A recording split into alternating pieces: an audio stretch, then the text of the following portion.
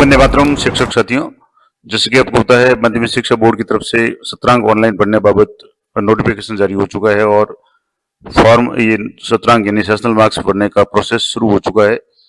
और इसके लिए जो डेट्स निर्धारित की गई है, दिनांक 7/3/2025 यानी 7 मार्च, आज जैसे 10 तारीख हो चुकी है, तो 7 मार्च से फॉर्म शुरू, ये सत्रांक फीडिंग शुरू हो चुकी है और 5 अप्रैल तक अनिवार्य रूप से बोर्ड की जो साइट है www.rajboard.rajasthan.gov.in इस पे जाकर के आपको सेशनल मार्क्स भरने हैं। मैं आपको पूरा प्रोसेस लाइव करके बता दूंगा। अब विशेष बात आपको जो ध्यान रखनी है कि इसमें सत्रांक भरने के बाद में इसकी कॉपी है, आप हार्ड कॉपी आपको प्रिंट करके सुरक्षित तो रखनी है, लेकिन बोर्ड को भेजने की आवश्यकता नहीं है, आपको विद्यालय या कार्यालय में ही सुरक्षित रखनी है। और इसके अलावा सबसे जो इम्पोर्टेंट बात है कि अगर निर्धारित अवधि तक सत्रांक नहीं भरे जाते हैं या भरकर लॉक करने में के पश्चात कोई त्रुटि में अगर सुधार है करना है, तो उसके लिए 12/4/2025 से जो प्रोसेस वापस शुरू होगा, जिसमें विलंब शुल्क या संशोधन शुल्क है 50 रुपए प्रति विद्यार्थी संपूर्ण विषय और अधिकतम 5,000 रुपए प्रति विद्यालय प्रति परीक्षा आपको देना पड़ेगा। तो बहुत बड़ी पेनल्टी हो जाएगी और इससे बचने के लिए सही तरीका ये है कि आप समय रहते इस कार्य को पूरा कर लें। और अगर उसके बाद भी 19/4/2025 तक दुगुने विलंब शुल्क यानी 100 रुपए प्रति विद्यार्थी संपूर्ण विषय के और अधिकतम 10,000 रुपए प्रति विद्यालय प्रति परीक्षा, यानी प्रति परीक्षा का मतलब हुआ प्रति, अगर 10वीं का है या 12वीं का है जो भी है, ई मित्र पे जमा करवाने के बाद में संशोधन किया जा सकेगा। तो सभी सलाह प्रदानों से भी अनुरोध है कि सर्वर की समस्याओं को दृष्टिगत रखते हुए, नहीं, मैं हमेशा कहता हूं कि आप अंतिम तारीख के भरोसे नहीं रहें, क्योंकि अंतिम तारीख में साइट पे सर्वर पे लोड ज्यादा बढ़ जाता है, तो नेटवर्क इशू आता है, साइट प्रॉब्लम हो जाती है। तो आप यथासंभव इसको भर लें। अब जो इंस्ट्रक्शंस हैं मेन क्या क्या है, और मैं आपको लाइव भी बता दूंगा किस तरीके से आपको भरना है। तो सेशनल मार्क्स के लिए जो प्रोसेस है वो शुरू तो हो चुका है 7 तारीख से। अब इसमें आपको किन किन बातों का ध्यान रखना है। सबसे पहले तो आपको प्रत्येक विषय और प्रश्न पत्र की तीनों और समसामयिक परख यानी प्रथम test, second test, third test और अर्धवार्षिक उत्तर पुस्तिकाएं अच्छी तरह से विद्यार्थियों को दिखा करके आपत्ति निराकरण करके उनके मार्क्स है वो आप सूचीबद्ध कर लें। उसके बाद में अंक सूचियों में प्रदत्त नामांक और बोर्ड द्वारा विद्यार्थी को प्रदत्त नामांक अच्छी तरह से मिलान कर लें। कहीं ऐसा नहीं हो कि एक ही नाम के अलग अलग स्टूडेंट हो और उनके नाम में मिसमैच के कारण एक स्टूडेंट के जो मार्क्स है वो दूसरे के चढ़ जाए, ये जरूर ध्यान रखें। और ये कई बार होता भी है कि जैसे मैंने ये बताइए, आगे भी लिखा हुआ है कि एक ही नाम के 2 विद्यार्थी होने पर यह समस्या हो सकती है, तो आप पूरा अच्छी तरह से ध्यान रखें। और उसके बाद में अंक योजना प्रश्न 3 से 6 के अनुसार जो आगे दिया हुआ है उसके अनुसार आपको सेशनल मार्क्स है वो आपको निर्धारित करने और सत्रांकों का उप विभाजन प्रदर्शित नहीं करना, आपको सीधे ही 20 में से जो भी मार्क्स है वो भरने। और बोर्ड द्वारा सैद्धांतिक परीक्षा के लिए क्रमशः पूर्णांक जैसे 100 अर्धवार्षिक, इसके अलावा जैसे 70, 50 और 30 निर्धारित है। इनमें से 20, 14, 10 या 6 अंक सत्रांक तथा शेष 80, 56, 40 और 24 अंक है वो बोर्ड परीक्षा के लिए निर्धारित है।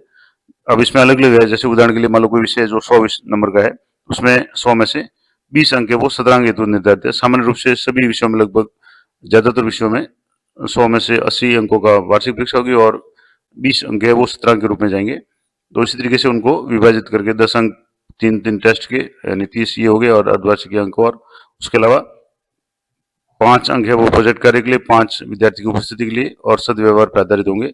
अब जो आगे दिया हुआ है, और दूसरा एक इम्पोर्टेंट बात कि जो भी सत्रांक होंगे वो आपको राउंड में करने हैं, यानी अगले राउंड में, जैसे मान लो 14, 14.25 है, 14.5 है या 14.15 इस तरीके के अगर है तो आपको राउंड में 15 ही इसमें फीडिंग करनी है। अब जो आगे एक और प्रक्रिया है जो 3 नंबर की जो आगे दी हुई है, उसकी जांच है 2 शिक्षकों द्वारा कराई जाने के बाद ही ऑनलाइन सत्रांक भरें। यानी जो भी सेशनल मार्क्स है आप अच्छी तरह से निकाल लें, कैलकुलेट कर लें, उनको आप लिस्ट बना करके उसी के बाद ही फीडिंग करें। और सत्रांक भरने के पश्चात इसका जो अप्रूव्ड प्रिंट निकाल करके प्राचार्य अपने पास में रखेंगे, बोर्ड को इसको नहीं भेजना है, ये जरूर ध्यान रखें। आपको जो विद्यालय की जो फाइल है, खास करके बोर्ड परीक्षा की फाइल वगैरह है, उनमें आपको सुरक्षित रखना है। और इसके बाद में अब यहाँ जैसे और कोई भी इंपॉर्टेंट बातें मैं आपको बता दूं, जैसे श्रेणी सुधार वगैरह की अगर कोई है तो विद्यार्थियों के लिए कक्षा 12 में समाज सेवा विषय कोड जो 78 है, और इसके अलावा कक्षा 12 में आजादी के बाद का स्वर्णिम भारत विषय कोड 79, और 10वीं कक्षा में राजस्थान का इतिहास और संस्कृति, इनके बारे में थोड़ा सा मैं आपको बताऊंगा। जब बोर्ड में आप ऑनलाइन सत्रांक भरेंगे तो इनकी फीडिंग करनी जरूरी है। 79 जो कोड है 12वीं के लिए तो है आजादी के बाद स्वर्णिम भारत, और 10वीं के लिए है राजस्थान और क्लास इतिहास और क्लास संस्कृति, इसका 79 कोड है। और ये सारे जो भी है ये आपको अच्छी तरह से पढ़ना है और इनमें जहाँ भी ग्रेड है वहाँ ग्रेड देने, अंक है वहाँ अंक देने। अब नियमित रूप से विद्यार्थी अगर प्रविष्ट होकर के अनुत्तीर्ण रहे हैं या श्रेणी सुधार हेतु पुनः प्रविष्ट हो रहे हैं, तो यदि विद्यार्थी पुनः नियमित विद्यार्थी के रूप में प्रविष्ट हो रहा है तो उनके शतरांक भी सेम तरीके से पढ़ने। अब जो विशेष बात है कि प्रथम बार 30 दिवस की अवधि में पोर्टल से जो भी प्रक्रिया भरेंगे उसमें विलंब शुल्क की अनुमति नहीं है। और उसके बाद में अगर डेट जाने के बाद, यहाँ आगे सारा मैंने पहले ही बता दिया आपको, प्रति विद्यार्थी 50 रुपये प्रति परीक्षार्थी आपको ये चालान या एक तरह से विलंब शुल्क या शास्त्री पेनल्टी भरनी पड़ेगी। और अधिकतम है वो आपको 5,000 रुपये प्रति विद्यालय प्रति परीक्षा भरना पड़ेगा। तो ये आप जरूर ध्यान रखें, इसकी नौबत नहीं आए। अब बात करेंगे कि किस तरीके से अंक योजना है।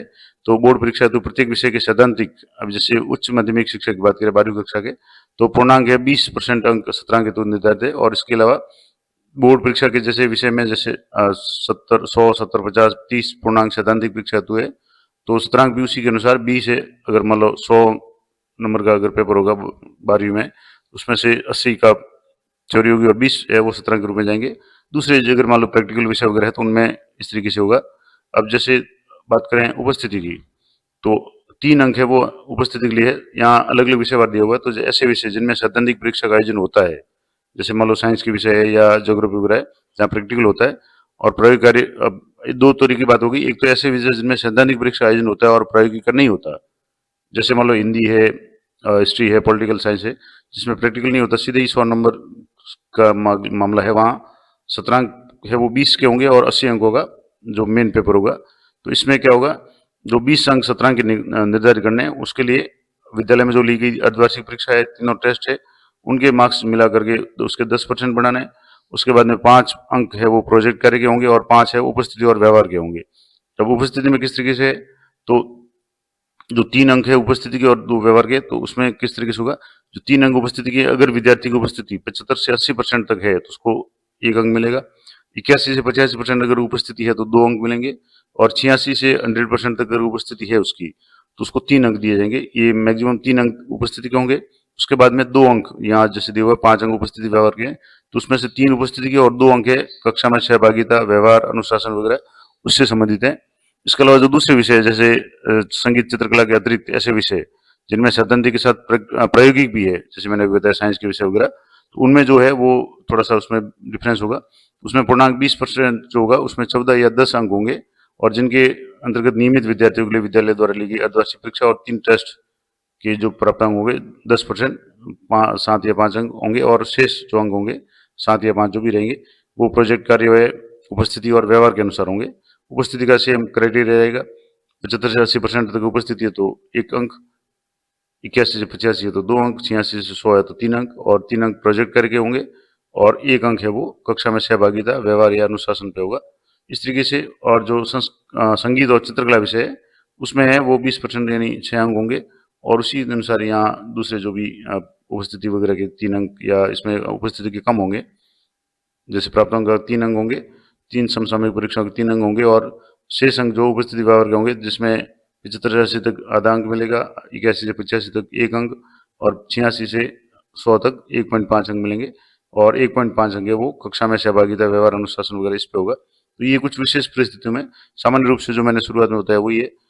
इसके अलावा यहाँ से ग्रेडिंग की बात करें तो समाज सेवा जो विषय 78 कोड है उसमें आपको ग्रेड बढ़ना है। 80% से 100% तक मार्क्स है तो ए ग्रेड होगा, 60 से 79 तक बी ग्रेड, 50 से 59 तक सी ग्रेड और 50 से कम है तो डी ग्रेड होगा।